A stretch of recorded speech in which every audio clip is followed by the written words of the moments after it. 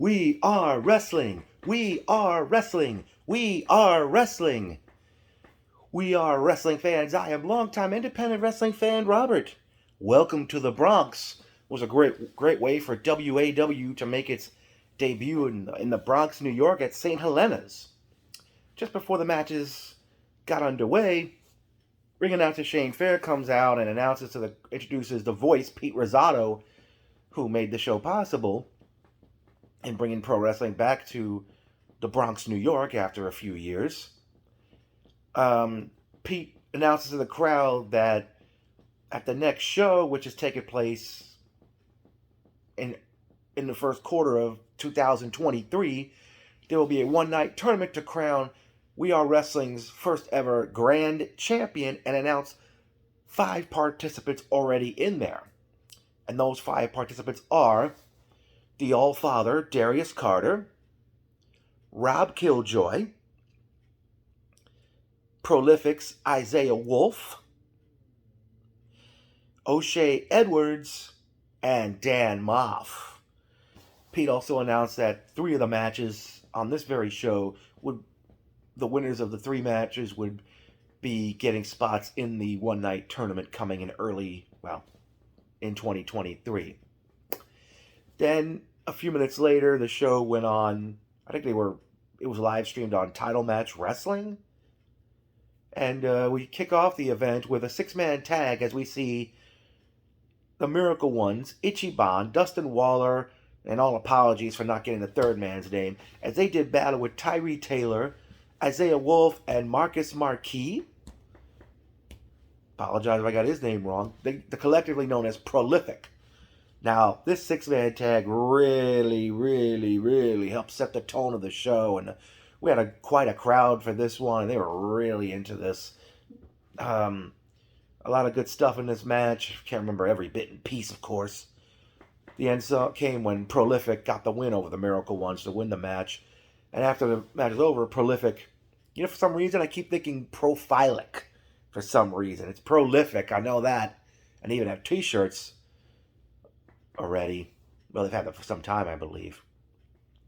After the match, Tyree, Marcus, and Isaiah, they have the Miracles come back in the ring, and the 6 of them, raise each other's hands as a sign of respect or having such a great match.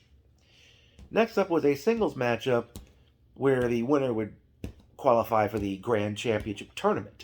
As we saw Rayhan Intuos, I apologize for whichever way I mispronounced the name, as he took on Pro Independent Wrestling's favorite gamer, Big Game Leroy, with Nintendo Switch and all. All right. What's his name? Good match here. My first time seeing Rayhan in action. Leroy, of course, came out of House of Glory, but he's still doing his video game gamer gimmick. At one point, Leroy, I don't know how he does it, hangs onto the Nintendo Switch as he's doing moves in the matchup, and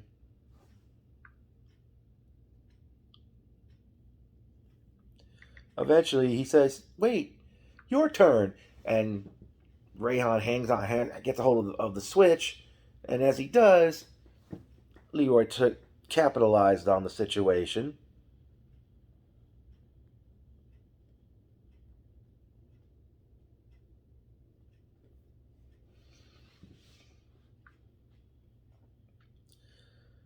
All right, and eventually, I couldn't even figure out what kind of maneuver, and I don't know if somebody messed up, but it was effective. Big Game Leroy defeated Rayhan Intuos to qualify for the Grand Championship Tournament. Leroy then takes the microphone and he says that he wants to face Dan Moff in the tournament. No word right now on the tournament brackets.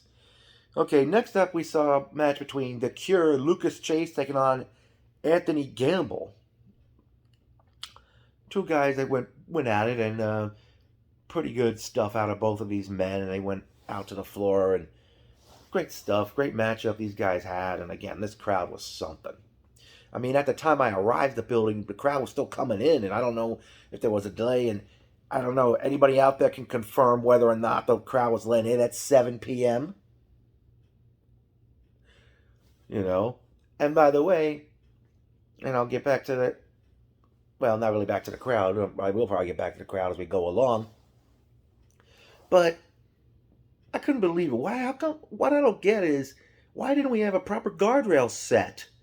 I mean, I don't know what those weren't even like barriers. Those are those things that I've seen at the bank to keep people in one line. I don't know what those things are, but I'm gonna sound rude when I say this, but you can rent a building. You can rent a building for a show, but you can't have proper guardrails. I guess as Sean McCaffrey would say, only in indie wrestling, I suppose. But all apologies as well to We Are Wrestling. As I said, Anthony Gamble defeated The Cure, Lucas Chase. Next up, we were scheduled for a triple threat match as we saw Jay Bougie versus Marcus Mathers versus everybody's favorite teacher, Mr. James. Of course, for those who don't know, that's Evander James from House of Glory. Don't know if he really is a school teacher away from being a wrestler. And but then, ringing out to Shane Fairness says this will now be a fatal four-way match, and out comes Yo-Ya. These four did pretty good in their matchup, and Mr. James was giving out stars, and he posted I think tried to put a star on Marcus Mathers' forehead, and then it got caught in his hair. Yeah, but eventually forgot how it ended. But actually, no, Mr. James did some kind of great move on Yo-Ya, but Jay Bougie broke up the pin, and I believe he pinned Yo-Ya or somebody else. But Jay Bougie got the victory over Yo-Ya, Mr. James, and Marcus Mathers. And I forgot to mention, by virtue of Anthony Gamble's victory, he has qualified for the Grand Championship Tournament coming in 2023. Next up was a Bronx street fight as we saw the Bushwick Beast, Chris Barton, who I met before he was a wrestler, accompanied to the ring by his fight or die partner Dominic De Niro, as he took on Yaya, the Gifted One, accompanied to the ring by Rayhan Intuos.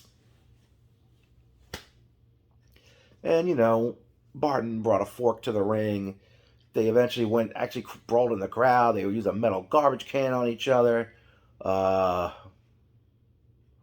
They eventually each brought a door into play, and I think initially Barton showed Yaya the door that was set up in the corner.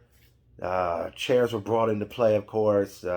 Eventually, De Niro comes out, attacks Yaya, but then Rayhan comes out. He goes after Dominic De Niro, and the two of them, I think, they brawl to the back. Eventually, Barton sets up a door on two chairs.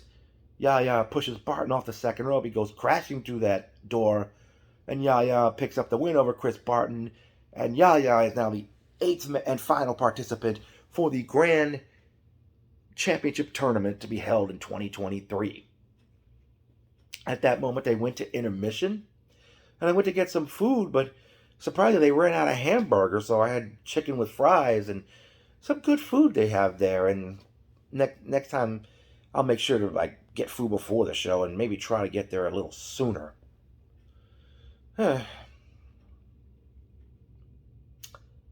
The show resumes, and we have Rob Killjoy did battle with the Allfather, Darius Carter, in a good matchup, and there were so many quack and duck references to help from the crowd. There was what the quack, what the duck, stop ducking around. I mean, I eventually pointed out, I said, it's not Daffy, it's not Donald, it's not Howard. Someone near me said, not Huey, Dewey, and Louie, and I said, not Scrooge McDuck, not Launchpad McQuack, not Darkwing.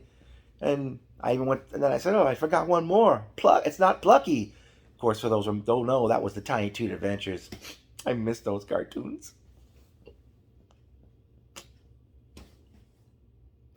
And eventually, Darius Carter nails Rob Killjoy with that Cobra Clutch Stroke combination and pinned him to win the matchup. Then it was time for the Rumble in the Bronx, which was a Royal Rumble match. There was only like 14 participants in this matchup. The first person to come out was Ruthless Lala. Number 2 was Bodega Boy Jarrett Diaz. Among other participants, there was Big Cuzzo. By the way, anybody know what his theme music was? Sounded pretty cool. And also, I didn't know he's Dominican. But Big Cuzzo used to team with Ace Andrews, and I forgot their tag team name. I forgot even what promotions they competed in. All right. Other people I can remember. Oh, Montequilla from House of Glory. We had another lady in there. Didn't get her name. Johnny Santos, hookah and all.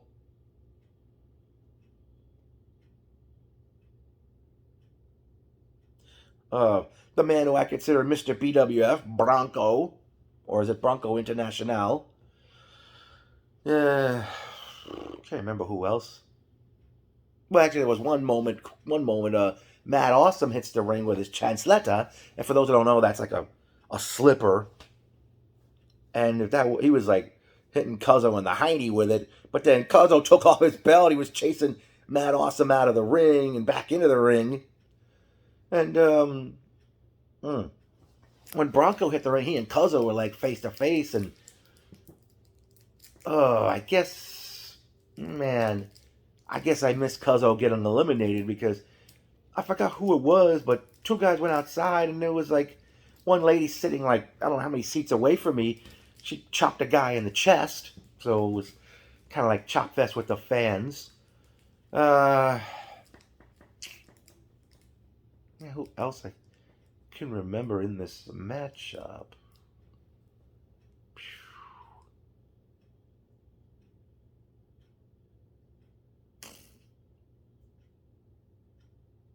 Well, in any event, it came down to.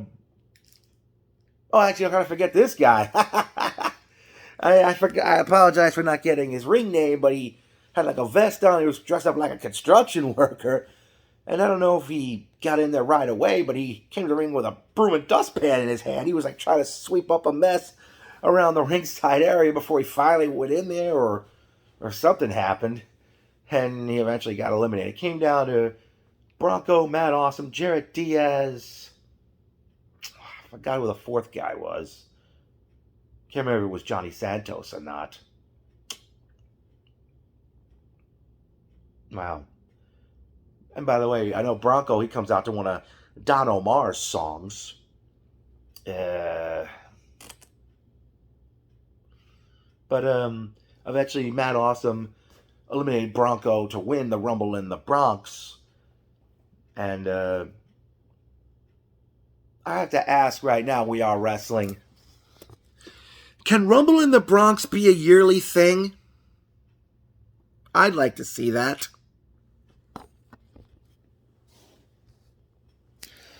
The action then resumes with the women's match as we saw the Cannibal, Savannah Evans, did battle with Karen Bam Bam. Well, these ladies did try. I don't know if this is the first time these ladies were facing each other or not, but they did do what they best. I just kind of felt sorry for them because the crowd was kind of dead after the Rumble in the Bronx, and unless I'm mistaken, some of the crowd left at intermission and even after the Rumble match. So you know what that makes them? That means they are not real wrestling fans. I mean, I wouldn't be surprised if most of the crowd was friends and family members of wrestlers, but you know, don't just go to see who you know away from wrestling. How about staying for the whole thing? All right. As I said, Savannah Evans versus Karen Bam Bam.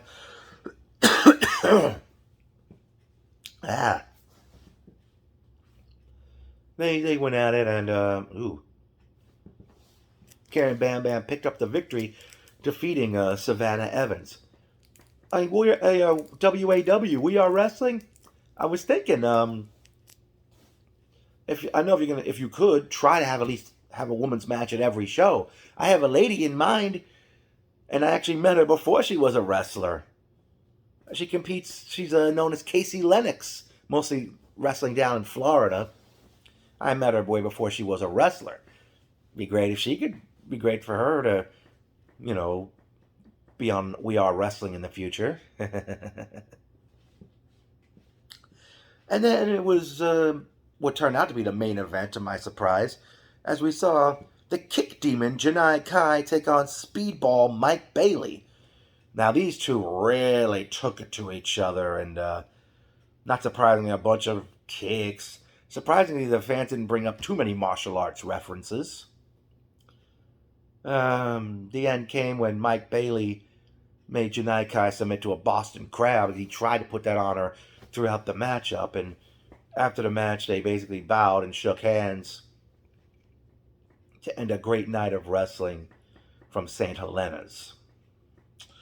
All right, now it's time for the personal notes. It was great seeing Shane Fair, Pete Rosado, ringside photographer Eric Cooper, Jason Bob 87, Bill Parham, Tony Mark.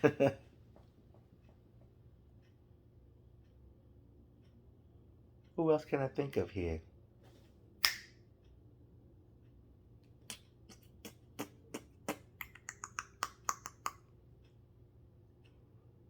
Tony Mark. Oh,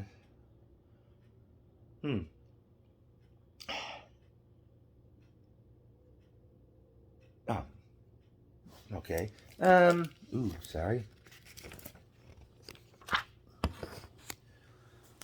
All right, some good-looking ladies were in the crowd.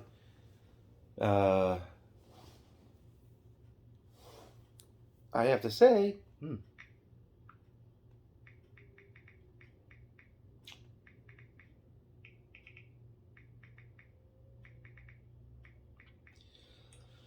okay, apologies if I mispronounced the name of this particular place. Takira. What the heck? Oh my god. Not Shakira. Takiera. Ugh. Takiera. You know what? Forget. Let me just show you the picture. This place on. Ooh.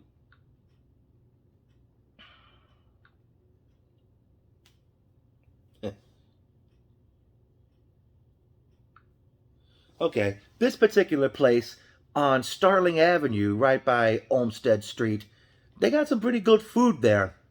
I used to eat there a few times after BCW shows in St. Helena's, and I tried to record this video over there, but when the lady brought me my food, I accidentally hit stop instead of pause, and I didn't want to start over there, so that's why I'm recording here at home. And aside from great food, when they bring you your check, they give you these, right here.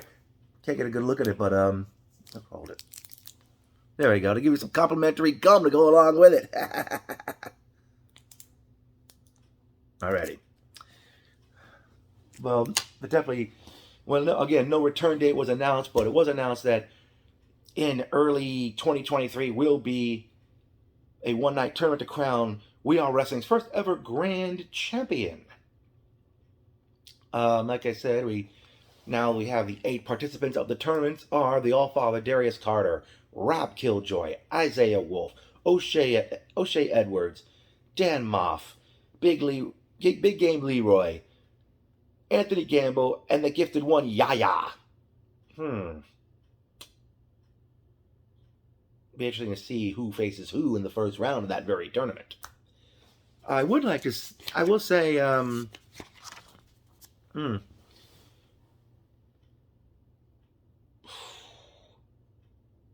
Wow. Okay.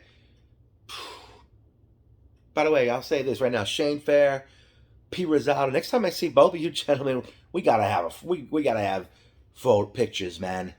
Because I don't think there's even a photo of Shane and I together. And Pete, I know there's no photo of you and I together. But yeah, it was great to be back in St. Helena's for the first time in a few years. And hats off to We Are Wrestling.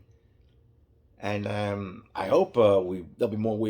I mean, obviously the next one's gonna be in St. Helena's, but I hope you stick with the place, especially with the people, the turnout you had. I mean, I think people were still coming in at the time finally got to sit down.